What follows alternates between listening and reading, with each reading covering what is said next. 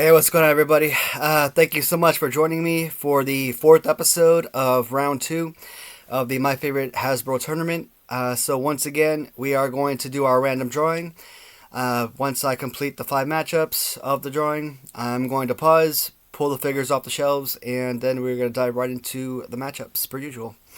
All right, so let's see who our first matchup is going to entail. All right, so Shawn Michaels. Looks like Royal Rumble Rockers, so that's going to be the custom from Robert Jackson. It's going to square off against, interesting, Shawn Michaels from Series 7. Shawn going against Shawn. It's awesome. All right. Next matchup is going to feature Papa Shango squaring off against Adam Bomb. Nice. It's a good matchup right there. This one is going to feature Honky Tonk Man Custom from Robert Jackson going against Butch of the Bushwhackers from Series 10. Alright, here we've got Smash Series 1 going against the Custom Fire Jake Roberts Custom from Derek Pumpkin Man 1986. And the last matchup is going to feature the Sting Custom, and that's from Denver Moore, going up against Series 2 Dusty Rhodes. Oof. That is another toughie. Alright, so I'm going to pull these figures off the shelves, and I will be back in a split second. Alright, everybody, I am back, and I do have all the figures pulled, and we are ready to dive into the first matchup. So, the first matchup featured the custom Series 2 Shawn Michaels. Now, this one was made by Robert Jackson, and I classify this one as the Royal Rumble Shawn Michaels, because this one most resembles, a lot of those high-ticket events, sporting events, Royal Rumble, WrestleMania type of stuff that he and Marty Jannetty used to highlight. And the Rockers, they were such an amazing talented team. I was really sad to see them disband. And going back as an adult and watching their matches, it makes it even more heartbreaking. And he is squaring off against himself, actually. He is squaring off against the Series 7 Shawn Michaels. So this is very disheartening. When you look at the original Shawn Michaels from Series 2, now I actually had both the Rockers. The Rockers were my only tag team as a kid. I didn't have any other tag teams, and the Rockers, yeah, they were funky looking, with the hand. I always thought that Marty Jannetty was the better figure, but neither one of them were particularly good. But they were used. We had them, so of course they were used. But then you skip forward a few years, and then you get a couple years, and you get the Series 7 Shawn Michaels, which is easily one of the greatest. I mean, I know I have the black pants Shawn Michaels near the top of the list of the greatest action figures of Hasbro, but whether you like the black pants variant or the white pants variant, they're the exact same figure. They just got a different color scheme. Normally I say black pants variant as the best, and then I put this as special recognition type of deal. There's not even a question. Of course, the Series 7 is going to slaughter the Series 2 version. Robert Jackson did an awesome job customizing this to give that Royal Rumble main event type look to it. But there's only so much you can do to a Series 2 Shawn Michaels. And even though the paint job on this is absolutely remarkable, at the end of the day, it's still a Series 2 Shawn Michaels. And when you're putting it up against such an elite figure as the Series 7, you can't defend against something like this. I mean, if he was going up against some other figures of the line, yeah, this had the potential to be a third and fourth round figure, no doubt. based on the customization. But again, luck of the draw pits him against one of the best figures in the line, so it's just not going to happen. Just like Macho Man from Series 1 and, a bunch of other figures. You got the stance, the painted on gloves, so a very playable figure, one of the best stances, one of the best poses, one of the best looks. The pant design is absolutely elite. I mean, all around. You got the tattoo, which is absolutely crisp. There's just no competition, guys. Robert did a fantastic job with this one, but one of the strongest contenders in the tournament. So, for me, absolute no-brainer. Series 7, Shawn Michaels defeats Royal Rumble Shawn Custom. The next one is this one's gonna be tough, actually. So it's gonna feature Papa Shango Series 6 going up against a Series 11 Atom Bomb. Now, you would think that a majority of the Series 11 figures would absolutely wipe the floor with pretty much any figure from any other series. Atom Bomb was on my list. I think he was like number 6, 7, 8, something like that. I don't remember where I had him. I'm trying to remember the video episode number. So, when I did my favorite Hasbros, I did 2 videos. My least favorite Hasbros and my top 10 favorite Hasbros. I think that was like episodes 29 and 30 or something like that. So that was like last year, right after I completed my first LJN tournament. So if you guys want to go back and watch that review of my personal list, I think it was like episode 29. And then the good thing about my videos is because I number all my videos, so it's really easy to find. But yeah, I think it was like around episodes 29 and 30, if I'm not mistaken. But I think he was on like number 7 or something. Papa Shango didn't make my list of top 10, but he is a great figure. I also did a video that was requested at the time because someone was wanting to do like a review of like my favorite list of all the figures with like different types of actions. So like there's figures that have like this arm punching motion, so I did all the figures that had that type of action. I only did that one video. It didn't really do too well for me, so I only made just that one video. Of course, at the time, I had very few subscribers, so maybe that was the reason, but I don't know if I'll ever go back and do something like that again. It depends.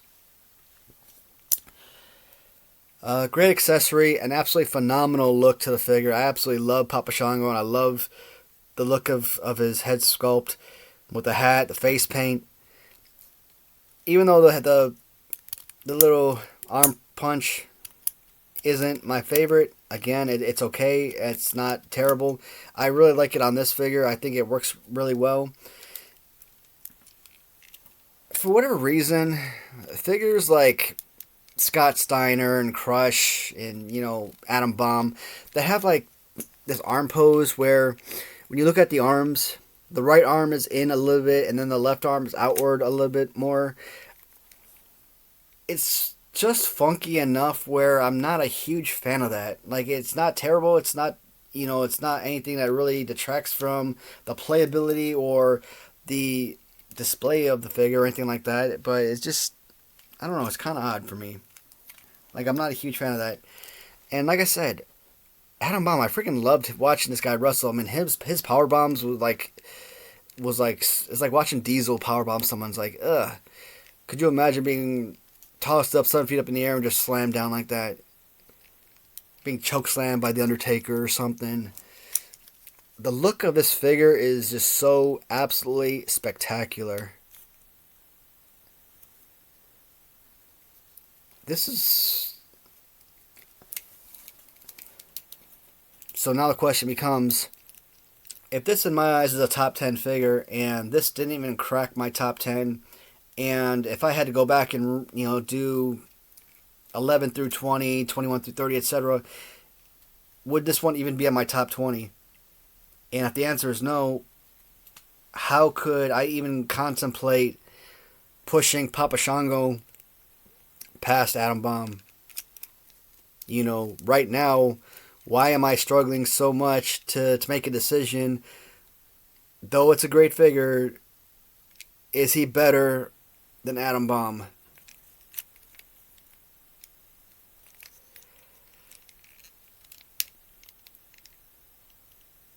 Again, I think this is going to be another world shocker, but I am choosing Papa Shango.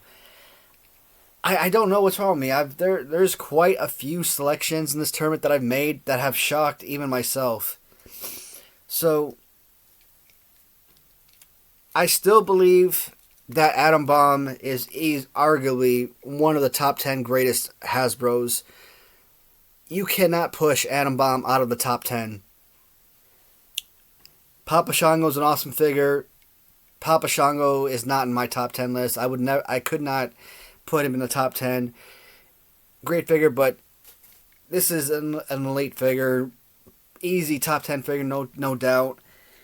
I think what did it for me, yes, accessories help. That's, again, to me, the accessory will always make a huge difference. But I think that the pose with the arms of Atom Bomb being out like that, and a little better pose of Papa Shango, I think that really helps.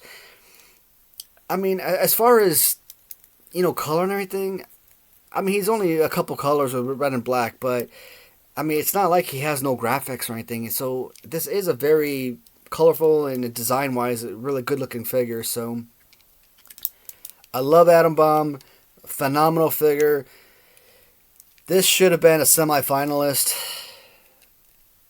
And to see him gone in round 2, it hurts. But I think at this particular moment, this had to be the right choice for me. And I don't know which bubble I took this out of. So I'm going to put this in this one.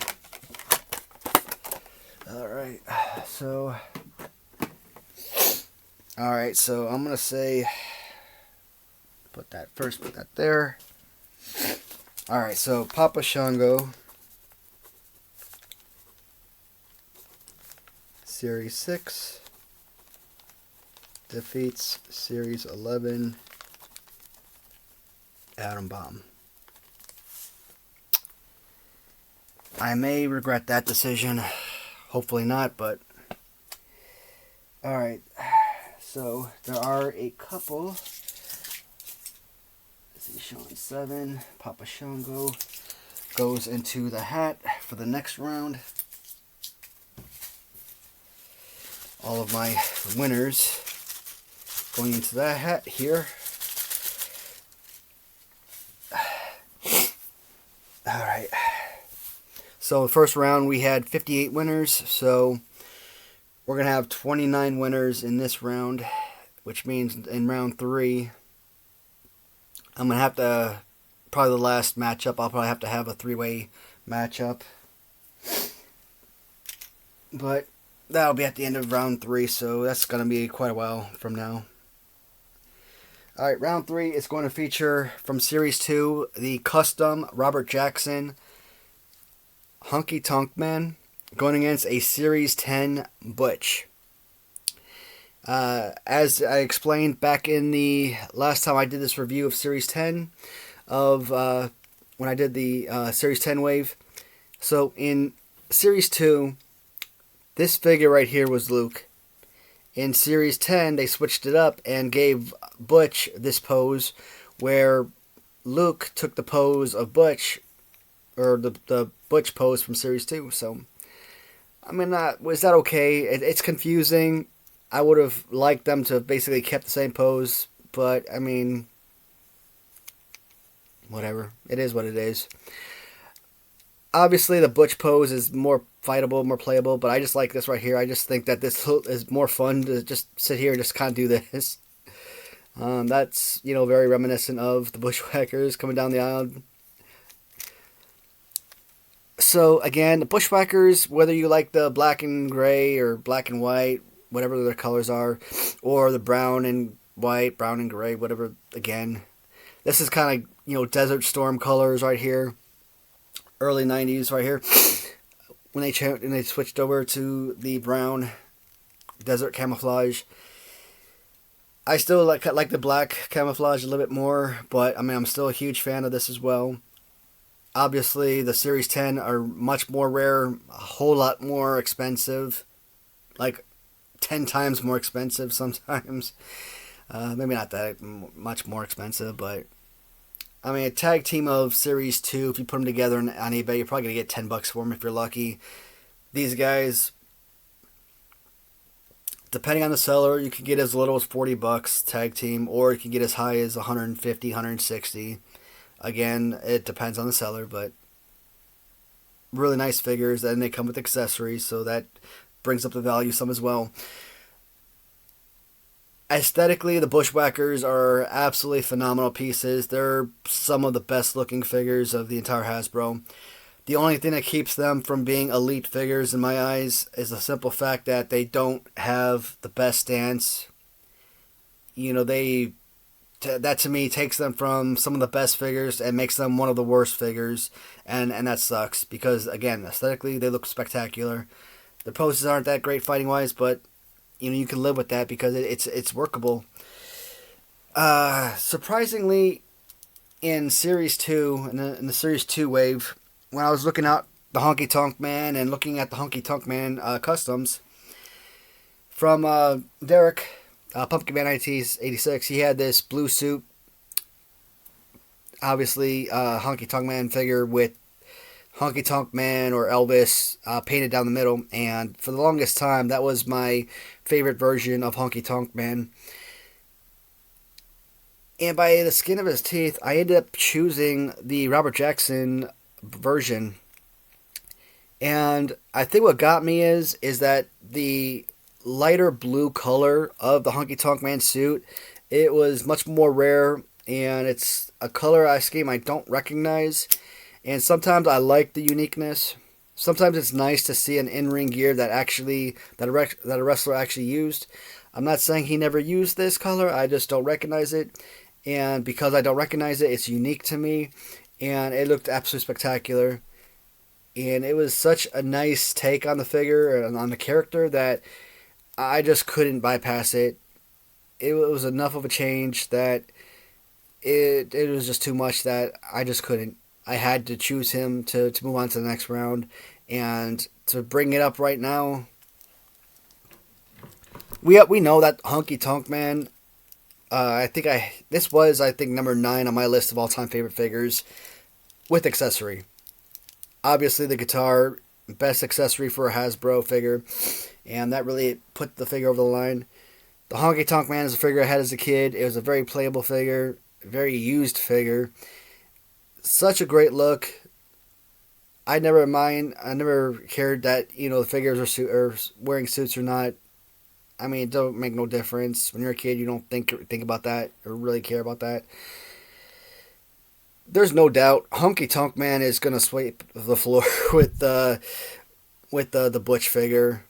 Much better pose, better look to it, and just simply put, he just has a much better opportunity of going a whole lot deeper in this tournament than the Bushwhacker. So, the Robert Jackson Custom moves on to round 3, where Butch, or the Bushwhackers, is eliminated. So, Honky Tonk Man, Robert Jackson Custom, defeats Series 10 Butch. Alright, so the original Series 1 Smash of Demolition squares off against the custom fire version from Derek, Pumpkin Man 1986 on eBay, of Jake the Snake Roberts. So, Jake Roberts, I'll use this one. A few things about this figure. So, we already know the original Series 1 figure is one I actually had as a kid. So it meant a lot to me for nostalgic reasons. Very playable figure, very used figure. I think that, in fact, that Derek didn't change the color of the boots. I thought that was really splendid. You know, he was able to mix that in with the pants. So I really love that fact that he kept that intact. I think that the color of the boots is probably the best design of any of the Hasbro figures. So that's something. From the waist down, especially the way that the legs are separated. You know, you're doing your kicks or drop kicks or something, or you're being body slammed. This is a very, very interesting or very fun figure to use. I do have the original Jake Roberts on my list of least favorite all-time Hasbro figures.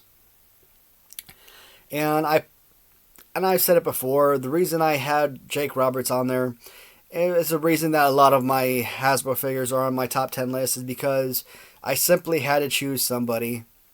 There's so many phenomenal figures from Hasbro.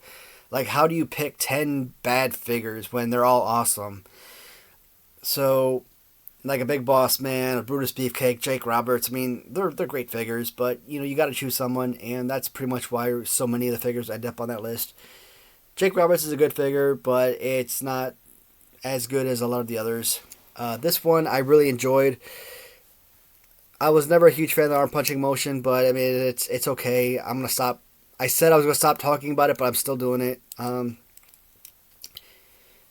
Just behind the Honky Tonk Man guitar is the Damien accessory, and I think the Snake accessory might actually be better, but I still have the guitar at number 1 and the Snake at number 2 among the best Hasbro accessories.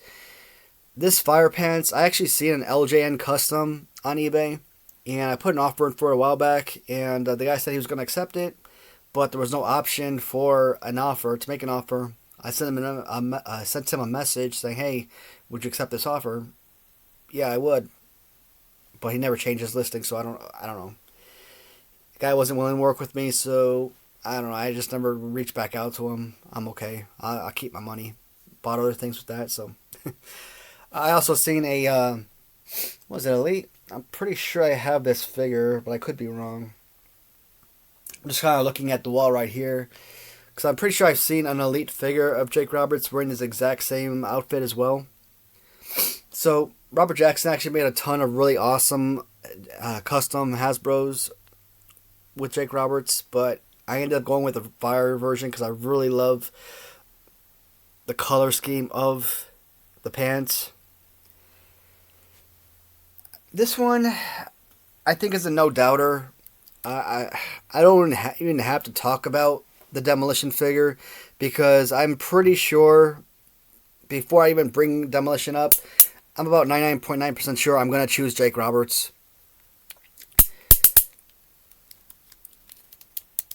So, the arm punch motion isn't really a bad attribute. And I do like the fact that, you know, Smash does have a really good arm pose wise.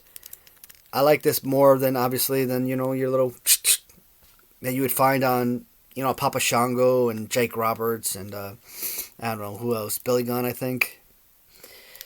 Face paint wise is spectacular. You know, aesthetically, a solid figure. Value wise, talking original now, not this custom, but value wise, neither one of these figures are worth anything. Maybe $5 a piece. I hate that so many people think that they're worth like $10, $20 a piece, and I've always had to pay up for them. So whenever I try to sell them, I obviously try to sell them for what I paid into it. And people know the difference. They know the value. So if you buy something for $20 and you want to sell it for $20, you know, they want to offer you like $5 for it, and it sucks. Anyways, yeah, great looking Hasbro figure. I love Demolition, but custom all the way. There's just no doubt about it. Derek, he did an amazing job with this figure, and I do feel like this one in particular is going to go again very far in the competition. 4 rounds, I think is fair. 5 rounds, at 5 rounds, you're going to be basically down to your last, I don't know, 16 figures, 8 figures at round 5, something like that. So maybe not round 5. I think round 4 is fair though. We'll see what happens. Alright, so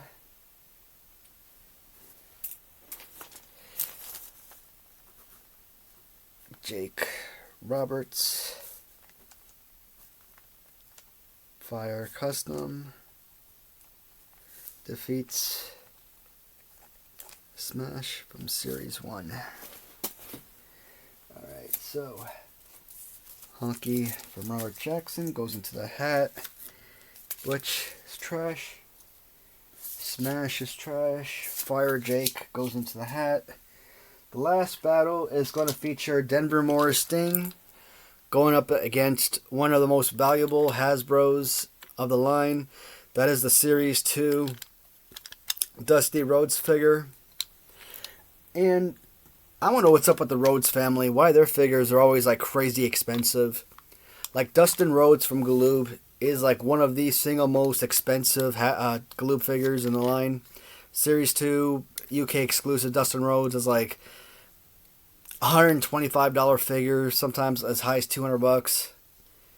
And then you got this guy. I mean, this one is a duplicate, not my main figure, but this one's pretty beat up. But you'd still probably get like $150 on eBay for this one. I mean, he's got all his fingers and stuff, so I mean, yeah, this one would probably sell pretty well. Maybe not on my site. On my site, this one would probably get like $50 for it. But you go to like a Mabel Toys, you know, use Andrew's site, he'd probably get like $100, $150 for this, easy. So, not the best standing stance of Dusty Rhodes. But, I mean, he doesn't always tip over, so, I mean, that's okay. The polka dots, humiliating, especially for a man of his size to be wearing something like that. But, I mean, I remember him in this outfit, so that's very reminiscent. This whole backwards arm thing that, you know, like Crush does from Demolition and Bob Orton from LJN, I don't like that. Open hand, so hand posing wise, that's not good for too much, you know, for playability. It's aesthetically, it's still a really good figure.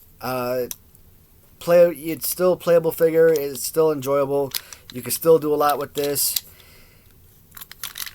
You can't move the legs, so you're very limited as far as the feet. You know, maybe do a kick or something. Maybe you could give someone a big boot to the face, possibly. Maybe run against the ropes, drop a leg, you know, like Hogan or something. It's feasible. I've talked about the Sting figure, the last video of round 1. So when Denver Moore, he took a Galoob style Sting. So in Series 2 of Galoob UK exclusives, they had this figure, and then later on when Galoob rebranded or whatnot, when they created Original San Francisco, they recreated the same figure for Original San Francisco in, I don't know, 6-7 inch format, and he created this figure in Hasbro style. As a playable figure, it's not playable. It's play pose is terrible. Unlike your normal Hasbro, you know, it doesn't have movable arms or joints or anything like that, so you can't move up and down. It's simply a display piece. If the arms could move up and down, would that make a difference? Absolutely. Basically, you're basically wrestling this just like you would a Galoob figure, because Galoob, same thing. Hard rubber, hard plastic, whatever it was made out of, but with unmovable pieces. Yes, it is Hasbro-esque. It's not Galoob. Trust me, it is not Galoob.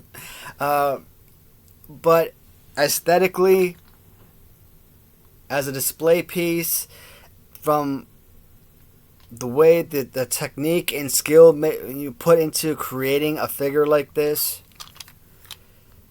I am still going with Sting over one of the most expensive Hasbros in the line. Is this guy going to win the competition? I think that the fact that you can't move his body parts is going to hurt him in the end. He may not make it out of round 3. That's a possibility. It depends on who his competitor is. But I'm hoping that he goes very far. I'm talking, round 5, even round 6 if possible. It's a great looking figure. Him and Bret Hart from Denver, he did a fantastic job. The only thing that I'm noticing on this is like this little gap in his waist. But it's still a fantastic piece nonetheless. So, another awesome piece gets to move forward. I'm disappointed that Dusty Rhodes is gone after just 2 rounds, but that's the tournament. The tournament is to choose my favorite figure. So, you're going to lose some great ones very early. And I guess that tournament, to be honest, it's better to get rid of the harder decisions in the first round, second round, third round, as opposed to really struggling in later rounds, because you want that one key piece, right? Not your top 5, your top 10. You want that one. So it's okay. I'm okay with the way that things are working out so far. Hopefully you guys are getting a kick out of it as well. So I'm going to write down this information. Sting defeats Series 2 Dusty Rhodes. Alright. And this was random drawing number 4. Alright, so I am going to close the video here, guys. Thank you so much for watching, and I will see you in the next video. Talk to you soon.